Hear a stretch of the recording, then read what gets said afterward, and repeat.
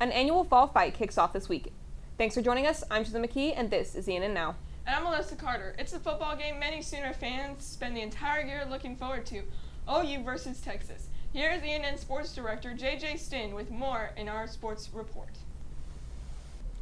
The Red River Rivalry kicks off this weekend between OU and Texas. OU heads into the matchup ranked 12th, while Texas ranks 3rd in the nation. The hot starts between the two teams set this game up to be one of the most important of the season. Both teams are coming off big wins against lesser opponents, each winning by a large margin. Oklahoma State is playing in a less impactful game against K-State. Neither of the teams are ranked, but K-State comes into the game with a better record at 3-1 and coming off a win against UCF. OSU, on the other hand, is 2-2 and coming off a bye week and a loss before that to ISU.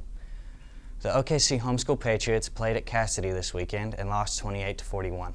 Cassidy jumped out to an early lead in the first quarter, 17-0, but the Patriots' defense rallied, not allowing an offensive score until the second half.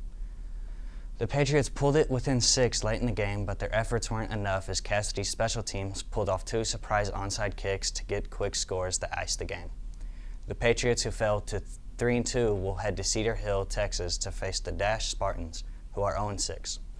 With training camp right around the corner, the Thunder released their training camp roster. Thunder fans will see Victor Oladipo and Poku on the roster, but both are expected to miss all of camp and some of the regular season with injuries. 2 players coming back from injury are forward Kenrich Williams and former number 2 overall pick Chet Holmgren, who will compete in his first camp with the Thunder. The Oklahoma Special Olympics bowling team is set. The first tournament will be on October 20th. This past week, Epic senior Cameron Robinson got first place in all 3 matches, making the team. The tournament will see around 100 of the best bowlers competing to make it to the state Special Olympics bowling tournament. An Oklahoma couple is going viral for a social media post they made 3 years ago. For details, here's ENN's Jocelyn McKee. A couple from Oklahoma was part of a major prediction in 2020. They predicted that Taylor Swift and Travis Kelce would get together. The couple dressed as Swift and Kelce for Halloween that year. Oklahoma City's KOCO reported. Back to you, Jensen. It's not felt much like football season lately, but that's about to change. For an update on the weather, here's ENN's Giselle De La Torre. Storms are coming in Tuesday, but by Wednesday evening they will be moving down out of the state. The National Weather Service predicts they're bringing a flash flood threat for central Oklahoma. The storms will also lead the way for cooler temps this weekend, with lows in the 40s and highs in the 60s. A suspect in a shooting in Chicago is killed in a car crash in Oklahoma. Kiara Morrow in Tulsa joins us with details. According to the Associated Press, 32-year-old Nathaniel Huey Jr. is a suspect in the shooting deaths of a suburban Chicago family. Last Tuesday, he and a female passenger died in a car crash in Catoosa.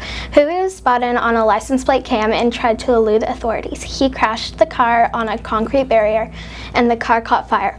Authorities say it is unclear whether it was the car crash or the gunshot that the authorities heard at the crash scene that killed him and the woman passenger.